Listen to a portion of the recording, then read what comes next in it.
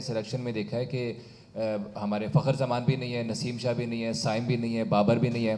ODI में उनकी performance ठीक थी, हालांकि टी20 की बेस के ऊपर उनको ड्रॉप किया गया है, या उन्हें परमानेंटली टीम से ड्रॉप किया गया, या फ्यूचर प्लान का हिस्सा है, सिर्फ इस सीरीज़ से उन्हें ड्रॉप किया गया। तो ये ज़रा क्लैरिटी दे दें, क्योंकि इसके हवाले से काफ़ी बातचीत हो रही है।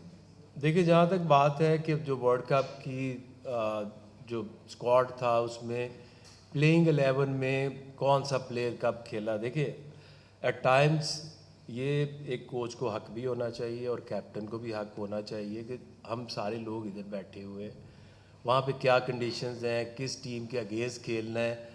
तो coach and captain are the best people to जज, और इसका जवाब भी मेरा ख्याल वही आके जब आएंगे तो आप वो बेहतर पोजीशन में होंगे इसको एक्सप्लेन करने में। मैं तो आपको नहीं बता सकता कि जी फ़खर पहले क्यों नहीं खेला या नसीम क्यों नहीं वहाँ खेला।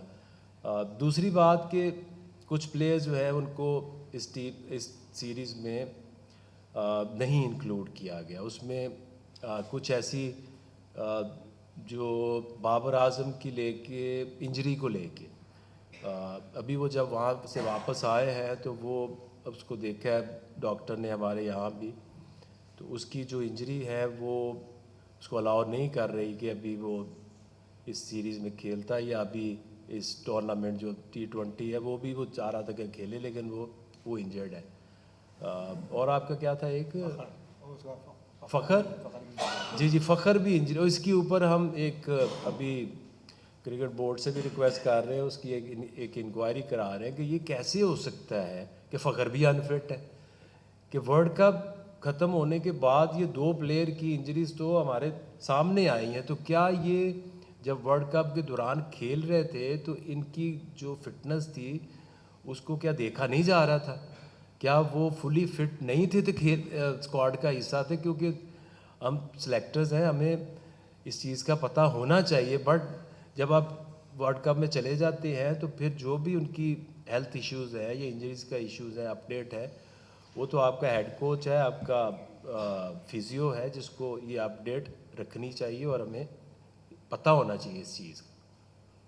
अस्सलाम वालेकुम आकिब भाई, रामिस हुसैन यार। मेरा सवाल अब ये है कि ऑस्ट्रेलियन सीरीज़ जब हमने जीती थी तो हमने देखा था कि एक सिलेक्टर ज़रूर जाता था साथ टीम के, जैसे असद शफीक साहब थे गए थे, या साउथ अफ्रीका में हमने देखा था जो हमें कामयाबी हमें मिली थी। तो फ्यूचर प्लान्स में हमें नज़र आएगा, जैसे अब 27 के वर्ल्ड कप की अब तैयारी होगी, जो होना था हो गया, अब उसको लेके क्या आगे आपकी फर्दर प्लानिंग होगी? सिलेक्टर साथ होंगे फिर? देखिए, इसमें ना दो चीज़ें हैं। ये सिर्फ पाकिस्तान ही नहीं, दुनिया में ये फार्मूला कभी इम्प्लीमेंट होता है, कभी ये नहीं होता। ऑस्ट्रेलिया भी या इंग्लैंड भी ऐसे ही करते हैं। वो जो स्पेशली जो होम सीरीज़ है उसमें जो प्लेइंग 11 है, 11 जो है वो सिलेक्शन कमेटी जो है वो अनाउंस करती है। लेकिन हर दफ़ा हर जगह नहीं होता, डिपेंड करता है, क्योंकि उसकी एक रीज़न थी। हमें कोई शौक़ नहीं है कि हम यहाँ बैठ के ऑस्ट्रेलिया में मैच हो रहा हो तो हम अपनी जो 11 की टीम है वो दें, क्योंकि हम कोच को और कैप्टन को ये लिबर्टी देना चाहते हैं कि वो अपने डिसीजंस करें, क्योंकि उनका काम ही ये है, क्योंकि कैप्टन ने ग्राउंड के अंदर टीम को लड़ाना है, खिलाना है। तो मेरे लिए तो captain is the most important बंदा, कि जिसको आप एम्पावर करें और उसको मौका दें कि वो अपनी 11 की टीम चुने और उसको फिर ग्राउंड में लड़ाए।